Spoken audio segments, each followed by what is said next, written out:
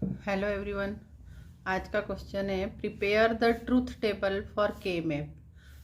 This K map is given. Here is 4 variable K map. The variables are ABCD and यहाँ पर cell different cell है, 16 sales हैं यहाँ पर इन 4 variable K map में। जहाँ पर सेल का वैल्यू 1 है वो दिया हुआ है। ठीक है, अब आपको ये पता है कि यहाँ पर के मैप में ग्रे कोड ओबे होता है, मतलब यहाँ पर इसका AB का वैल्यू 0 0 रहेगा, यहाँ पर 0 1 1 1 1 0।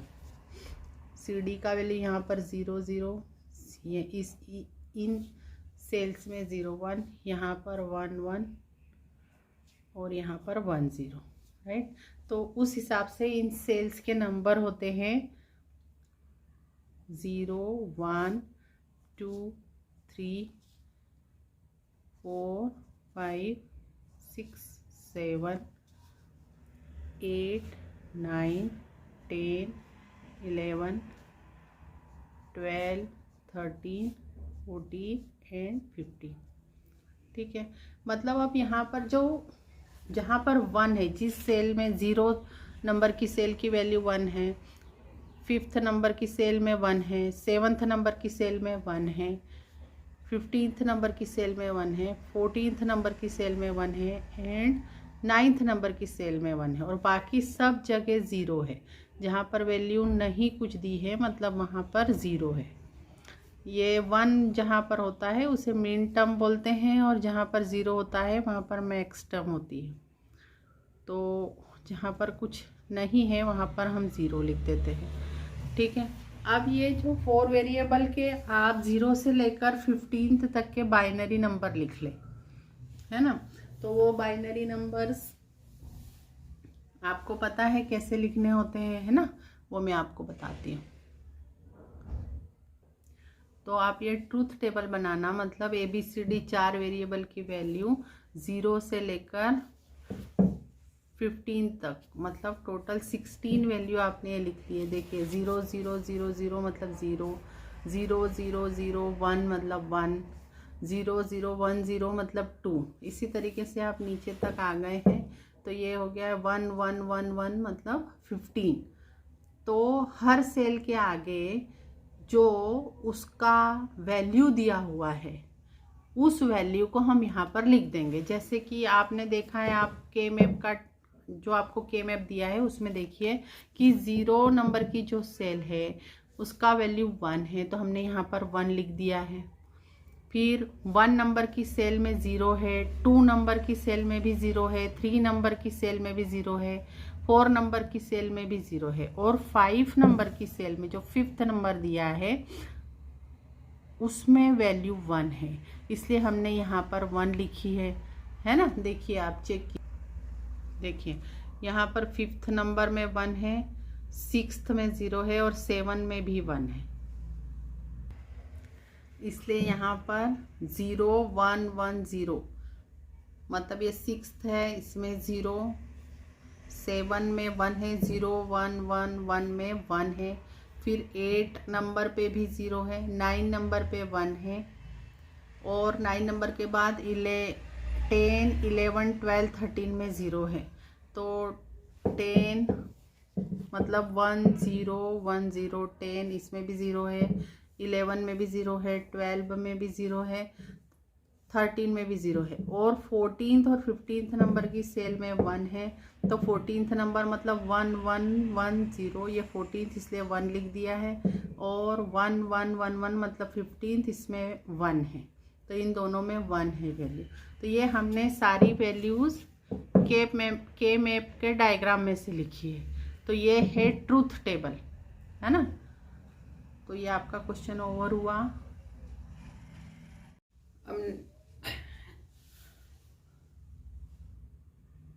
नेक्स्ट क्वेश्चन है represent y is equal to bracket में a plus B plus C in another bracket a plus B bar plus C bar in another bracket a bar plus B plus C bar, और next bracket में है a bar plus B bar plus C. इस equation को represent करना है आपको के map पे। Represent the equation on K map. अब आप यहाँ पर इक्वेशन देखकर आपको पता चल गया होगा कि इस इक्वेशन में कितने वेरिएबल हैं। 3 वेरिएबल हैं ए बी सी, तो you need 3 variable K map. अब 3 वेरिएबल के मैप में सेल्स होते हैं 2 to the power 3, मतलब 8 सेल्स होंगे, है ना। और ये जो फॉर्म है यहाँ पर, ये कैनोनिकल पीओएस फॉर्म है।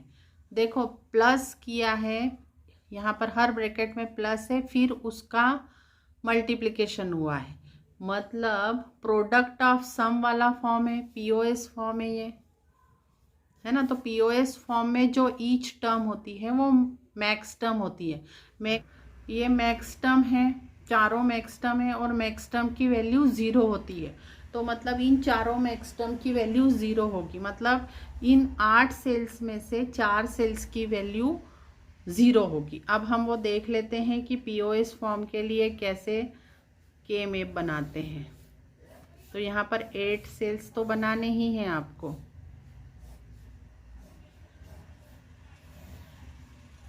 ठीक है, तो इधर आपके 2 वेरिएबल गए ए बी और इधर सी। तो यहाँ पर सी एंड यहाँ पर 0, यहाँ पर 1, यहाँ पर 0 0 0 1 1 1 1 0। ए बी की वैल्यू ये रहेंगी, ए की वैल्यू 0, बी की वैल्यू 0। इस कॉलम में ए की वैल्यू 0, बी की 1। इस कॉलम में ए की वैल्यू 1, बी की 1। इस कॉलम में ए की वैल्यू 1, बी की 0, है ना। लेकिन जब हम यहाँ पर अगर हम मैक्स टर्म लेते हैं, मैक्स टर्म में 0 के लिए हम उसी वेरिएबल को लिखते हैं, मतलब ये ए बी हो जाएगा a प्लस बी, ये हो जाएगा a प्लस 1 के लिए हम उस वेरिएबल का कॉम्प्लीमेंट लेते हैं। 1 मतलब ये 0 के बाद वाला वेरिएबल है, तो पहला वेरिएबल a है, दूसरा वेरिएबल b है, इसलिए 1 जो होगा वो b को रिप्रेजेंट कर रहा है, तो यहाँ पर b कॉम्प्लीमेंट आएगा। यहाँ पर हो जाएगा a complement plus b complement, और यहाँ पर इसके लिए हो जाएगा a कॉम्प्लीमेंट प्लस b।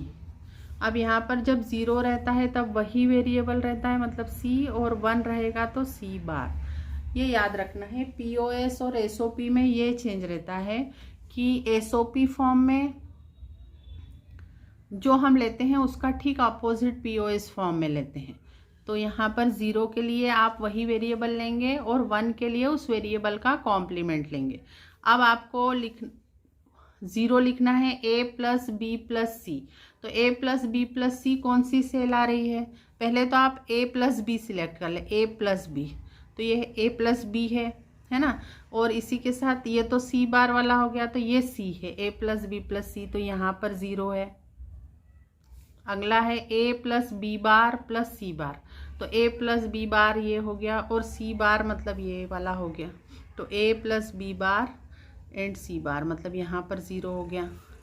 अगला है a bar plus b plus c bar, a bar plus b मतलब ये वाला कॉलम हो गया, और c बार आपको चाहिए, तो ये ऊपर वाला नहीं होगा, नीचे वाला होगा, तो यहाँ पर 0 आया। और चौथा है a bar plus b bar plus c, तो a बार प्लस b बार और इधर c है, तो यहाँ पर 0 आ गया। मतलब ये आपके 4 0 हो गए। और पीओएस फॉर्म में जहाँ पर आपने 0 आना है वहाँ पर मैक्स टर्म आ गई, तो जहाँ पर जो आपकी एम्प्टी स्पेसेस है वहाँ पर मीन टर्म आएगी, बट ऑब्वियसली मतलब मीन टर्म में वैल्यू 1 होती, तो यहाँ पर 1 आए। तो ये आपने के मैप प्रिपेयर किया है इस गिवन इक्वेशन के लिए, ठीक है।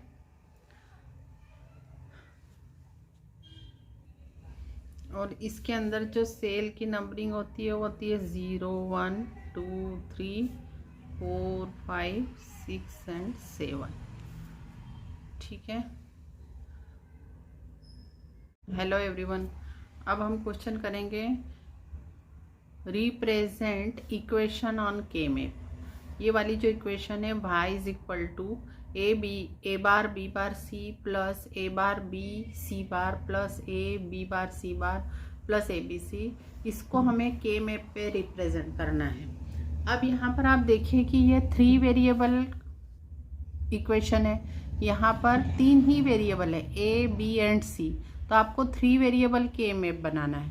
3 वेरिएबल के मैप में आप 3 वेरिएबल के मैप में 2 टू दी पावर 3 मतलब टोटल 8 सेल्स होंगे, है ना। तो 8 सेल्स के लिए यहाँ पर हम 2 वेरिएबल ए बी हम इस हॉरिजॉन्टल लेंगे और यहाँ पर इस डायरेक्शन में हम सी लेंगे, ठीक है। यहाँ पर होता है 0 0 0 1 1 1 1 0 और 0 एंड 1।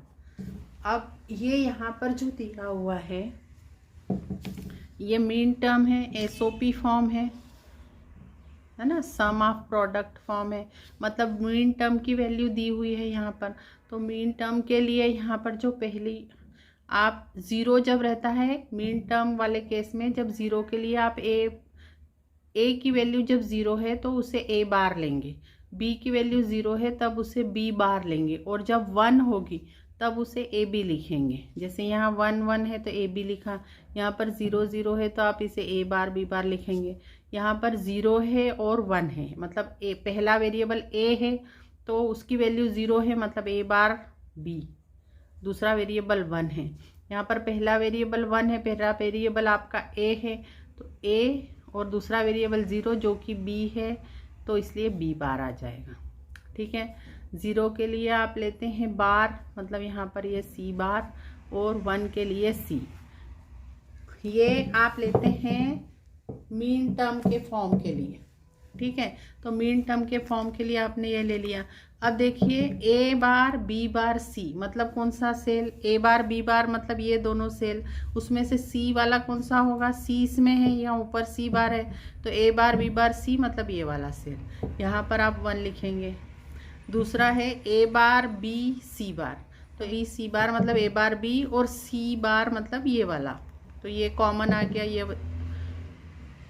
तो यहाँ पर 1 आएगा। थर्ड है a b bar c bar, तो ए बी बार मतलब ये वाला आपका कॉलम ए बी बार है, लेकिन आपको सी बार लेना है तो सी बार मतलब इस तरह से आप यही वाला सिलेक्शन आएगा सिर्फ ये, तो ये वाला आ जाएगा ए बी बार सी बार मतलब यहाँ पर 1 आया। और अगला है a b c plus a b c, तो ये ए बी मतलब ये कॉलम लेकिन उसके साथ सी है तो ऊपर वाला नहीं आएगा, सी मतलब ये नीचे वाला, तो यहाँ पर 1 आ जाएगा, ठीक है। और बाकी जगह कुछ नहीं है मतलब यहाँ पर 0 है, आप लिखें तो भी ठीक है ना लिखें तो भी ठीक है, लेकिन लिख दें तो बेहतर होगा। ये के मैप रिप्रेजेंटेशन हो गया है गिवन इक्वेशन का। नेक्स्ट क्वेश्चन है right the logic equation in the canonical SOP for the figure.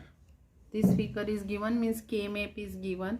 ये के मैप में यहाँ पर दिया है कि ये 4 वेरिएबल के मैप है, ए बी सी डी यहाँ पर दिए हैं और ये मीन टर्म की वैल्यू दी हुई है। अब ये 4 वेरिएबल है तो इसमें 2 टू दी पावर 4 मतलब 16 सेल्स होंगे, 16 सेल्स होंगे और इन सेल्स का नंबर क्या होता है या ये नंबरिंग देना आप बिल्कुल याद कर लीजिए, 0 1 2 3 4 5 6 7 8 9 10 11 12 13 14 एंड 15। तो यहाँ पर जो सेल्स है वो 0 सेल में 1 है मीन टर्म की वैल्यू, 5th 7th सेल में मीन टर्म की वैल्यू 1 है, 15th 14th में मीन टर्म की वैल्यू 1 है एंड 9th सेल में मीन टर्म की वैल्यू 1 है और बाकी सभी दूर 0 है वैल्यू, ठीक है। तो आप 0 0 भर दें यहाँ पर, है ना, इस सभी दूर 0। अब यहाँ पर ए बी गया है मतलब ए बी की वैल्यू फर्स्ट सेल में ग्रे कोड ओबे होता है तो 0 0 0 1 1 1 1 0। सी डी की वैल्यू इस रो में 0 0 रहेगी, सेकंड रो में 0 1 1 1 एंड 1 0 इस रो में रहेगी, ठीक है। अब यहाँ पर क्या होता है कि जब हम एसओपी फॉर्म में लेते हैं तब 0 जो होता है वो बार रिप्रेजेंट करता है, मतलब 0 0 मतलब ए बार बी बार, 0 मतलब ए बार बी, क्योंकि 1 को हम वही वेरिएबल लेंगे और 0 के लिए कॉम्प्लीमेंट लगाएंगे। अब यहाँ पर दोनों 1 हैं तो हम ए बी लेंगे। इधर ए बी वेरिएबल गए हैं इसलिए हम ए बी लिख रहे हैं। यहाँ पर क्या हो जाएगा ए बी बार। इसी तरीके से 0 0 है तो यहाँ पर हो जाएगा सी बार डी बार, यहाँ पर हो जाएगा सी बार डी, यहाँ पर हो जाएगा सी डी एंड यहाँ पर हो जाएगा सी डी बार। ठीक है। अब ये जो फर्स्ट यहाँ पर 0th सेल में देखिए 1 है तो इसके लिए यहाँ पर मिन टर्म की वैल्यू क्या होगी, यहाँ ऊपर ए बार बी बार आ रहा है कॉलम में, और यहाँ से देखेंगे आप रो में क्या आ रहा है, ये दोनों चारों वेरिएबल लिखना है आपने। तो ये हो जाएगा ए बार बी बार सी बार डी बार। तो आपका y इज इक्वल टू हो जाएगा ए बार बी बार सी बार डी बार। अब दूसरा 1 इसके बाद कहाँ आ रहा है, फिफ्थ में आ रहा है तो ऊपर से देखना है क्या है ए बार बी, और इस साइड में परपेंडिकुलर क्या है सी बार डी। तो ये हो जाएगा plus a bar b c bar D plus next ये 7th वाला आ रहा है, इसके लिए ऊपर से ए बार बी आएगा और परपेंडिकुलर सी डी, तो ए bar b c d plus, अब यहाँ पर नहीं है नेक्स्ट जाते हैं, यहाँ पर 15th में है तो ऊपर से आप ए बी लेंगे और इधर से परपेंडिकुलर सी डी, तो plus a b c d plus इसके लिए आ जाएगा ए बी सी डी बार।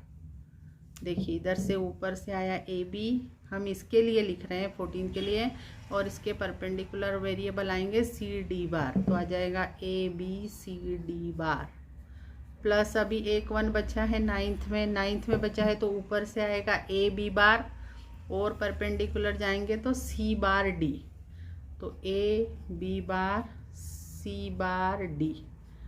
तो ये वाला जो के मैप है उस के मैप को हमने लॉजिकल इक्वेशन में रिप्रेजेंट किया है जो कि कैनोनिकल एसओपी फॉर्म में है। देखो ये एसओपी फॉर्म तो आया ही है ना, मतलब ये सम है प्रोडक्ट्स का तो एसओपी फॉर्म है, और ईच टर्म में 4 वेरिएबल्स है।